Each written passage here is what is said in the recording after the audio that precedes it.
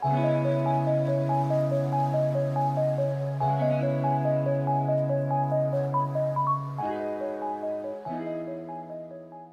everyone, welcome back to my channel and welcome back to another video.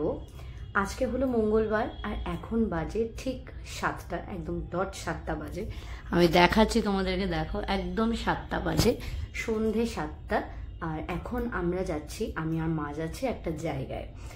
কোথায় যাচ্ছি না যাচ্ছি সেটা একটু পরেই বলছি, তবে সকাল থেকে কি কি করেছি সেটা তোমাদের সাথে একটু শেয়ার করে দিই। আমি একটু ঝটপট করে রেডি হতে থাকি, অনেকটা রেডি হয়ে গেছি, তবে ওই নিচে নেমে একটু ঠাকুরকে প্রদীপ দেখানোর আছে, সেটা একটুখানি রেডি করে নিই। ততক্ষণ তোমরা যাও, গিয়ে দেখে এসো সকাল থেকে আমি কি কি করেছি, রাদার টু বি স্পেসিফিক মা কি কি রান্না করেছে। আমি যেহেতু আগে থেকেই জানতাম যে মা আজকে সিমাইয়ের পাতুরি রান্না করবে, সেই জন্য আমি আগে থাকতেই বলে রেখেছিলাম যে মা রান্না করার সময় আমাকে একবার ডেকো, আমি একটু ভিডিও করব। কারণ জানো তো, এই সমস্ত রান্নাগুলো না আমার কাছে এক একটা জেম, কারণ এইরকম টেস্ট আমি যতই রান্না করি না কেন কোনোদিন আসে না। সেই জন্য আমি মাঝে মধ্যেই আমার যে সমস্ত রান্নাগুলো খুব পছন্দের হয় মায়ের, সেগুলো আমি ভিডিও করে রাখার চেষ্টা করি, কারণ যাতে আমি একা একা যখন রান্না করব তখন যাতে এগুলো দেখে অন্তত মায়ের মতো না হলেও একটু কাছে দাঁড়িয়ে গিয়ে যাতে রান্না করতে পারি, সেই কারণে। তো পুরোটা রেসিপি তো সেরকম ভাবে আমি শেয়ার করতে পারিনি, কারণ ওই আর কি কাজের ফাঁকে ফাঁকে উঠে এসে আমাকে একটু একটু করে ভিডিও করে যেতে হচ্ছিল। যেমন ধরো ইঁচড়টা তো একেবারেই করতে পারিনি শুট সেইভাবে। ইঁচড়ও কিন্তু আমার আর ভাইয়ের বিকট ফেভারিট একটা জিনিস মায়ের। তবে জানো তো, আমার ইউটিউবে না অলরেডি মায়ের হাতের এঁচড় চিংড়ির রেসিপি কিন্তু শেয়ার আছে। পরে আর কোনো ভিডিও করতে পারিনি, তার কারণ আমার কাজ ছিল। অ্যান্ড তারপরে স্নান টান করে এসে দেখলাম যে মায়ের রান্না হয়ে গেছে ইঁচড়। এটা হচ্ছে আমার আর ভাইয়ের one of the most favourite. আশা করছি দেখে এলে কেমন লাগলো রেসিপি, অবশ্যই কিন্তু কমেন্ট করে জানিও, জানাতে কিন্তু একদম ভুলো না। তা আমার রেডি হয়ে গেছি, আমি তো নিজে রেডি হয়ে গেছি, প্লাস আমার ওই সমস্ত রেডি করা হয়ে গেছে। তো যেটা বলছিলাম, আজকে যাব বারোভূতের মেলায়। এটা মানে প্রচুর পরিচিত, মানে একদম পুচকি বেলা থেকে বারোভূতের মেলায় যাচ্ছি। তবে মাঝে ধরে নাও 10-15 বছর মনে হয় যাইনি। খুব যদি দূরে হতো তাও একটা মানতাম, বাট সময়ের অভাবেই বলতে পারো যাওয়া হয়ে ওঠেনি। আজকে অনেক বছর পর ডিসাইড করলাম যে আজকে বারোভূতের মেলায় যাব আর তোমাদেরকেও সাথে করে নিয়ে যাব। মেলাটা হয় অ্যাকচুয়ালি বাঘাযতীন থেকে আরেকটু এগিয়ে গিয়ে লালকার মাঠ আছে, সেই মাঠের কাছে মেলা, সেখানে তোমাদেরকে নিয়ে যাব। চলো, ওখানে বেসিক্যালি গঙ্গাসাগরে যে সমস্ত সাধুরা যায়, গঙ্গাসাগর শেষ হলে সেই সমস্ত ম্যাক্সিমাম মানে অনেক সাধুরা এসে ওখানে বসে।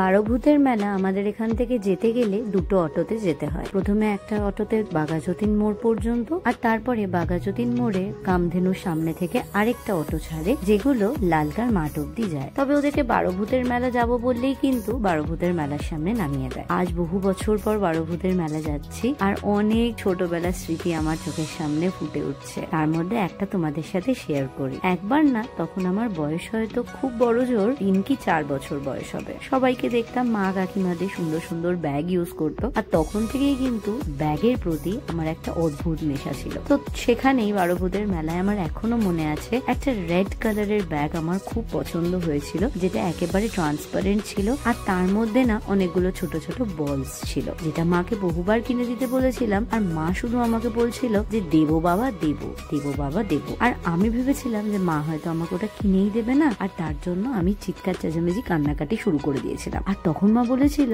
যে তুই তাহলে এখানে একা একা থাক, আমরা বাড়ি চলে যাই। বলে মা আমাকে একা রেখে, মার কাকিমা আর কি আমাকে একা রেখে ওরা লুকিয়ে দূর থেকে দেখছিল আমি কি করি। তারপরে যথারীতি আমাকে কাছে টেনে নেয় এবং আমাকে সেই ব্যাগটা অবশ্যই কিনে দেয়। যদিও আজকে আমার কাছে সেই ব্যাগটা নেই, কিন্তু ব্যাগটার পুরোপুরি ভাবে একটা পিকচার যেন আমার মনের মধ্যে রয়ে গেল, এতটাই স্পেশাল ছিল ওই ব্যাগটা আমার কাছে।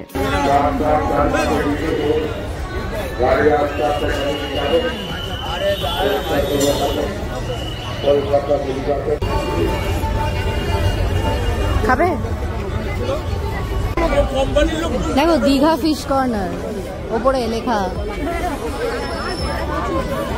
পিঠে পুলি না ওই দিকটাতে পাওয়া যাচ্ছে, যেখান থেকে আমরা ঢুকলাম তার ওই সাইডে, মানে একটা ছোট দোকান, মেলার মধ্যে নয়, পাওয়া যাবে না। সব থেকে ভালো করেছে মাটিটা, এবড়ো খেবড়ো নয়, তাই না বলো?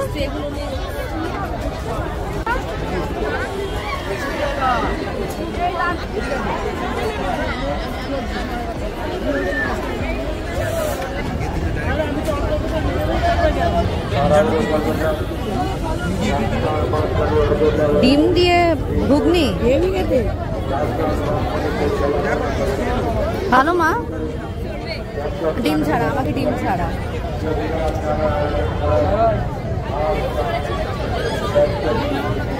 কম সেদ্ধ হয়েছে।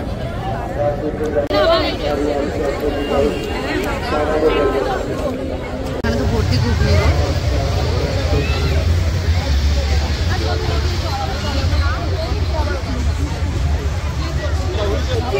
হ্যাঁ পিঠে বুঝতে পেরেছি তো, ওই দিকটাতে চলো, ওইদিকে।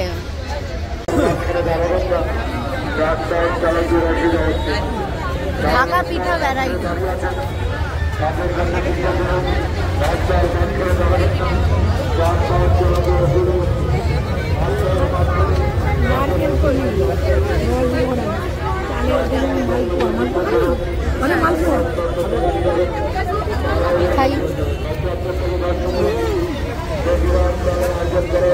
কেমন? হ্যাঁ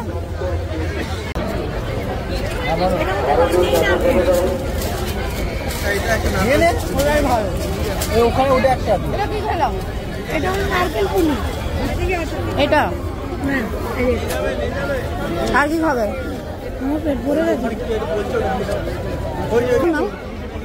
শেষ হয়ে যাবে, দাও।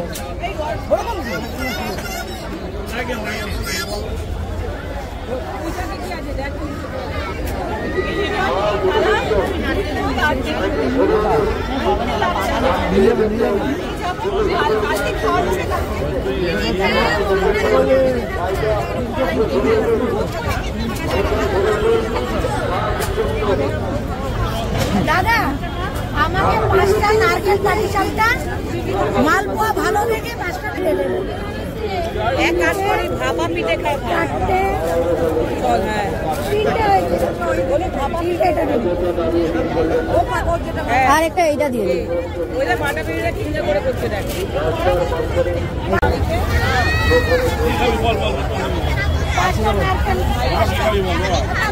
কথা বলতে ভাপা পিঠে আমি কোনোদিন খাইও নি, বানানো তো দেখিও নি। আজকে এখানে এসে ভাপা পিঠে তৈরি করা দেখতে গিয়ে এত স্যাটিসফাইড লাগলো যে কি বলবো তোমাদের। না আর কিছু না, কিন্তু প্রচুর গরম।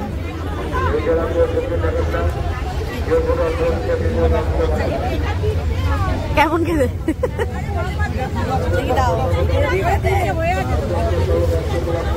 পাটি সাপটা আছে নাকি?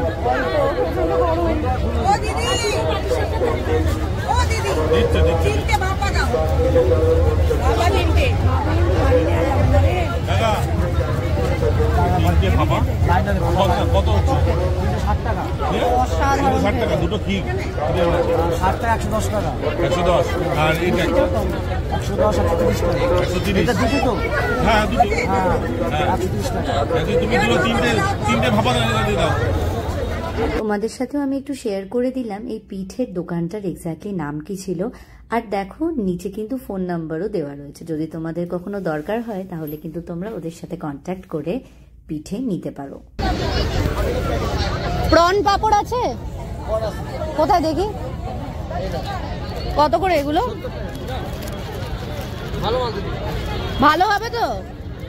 ভালো দেখা না, কমে তো কমে আসবে, যেটা সবচেয়ে ভালো আমরা ভালো না তো। এই 80 টাকা সব, এটা 80 টাকা সব বললে, তাই তো? এগুলো কি গো?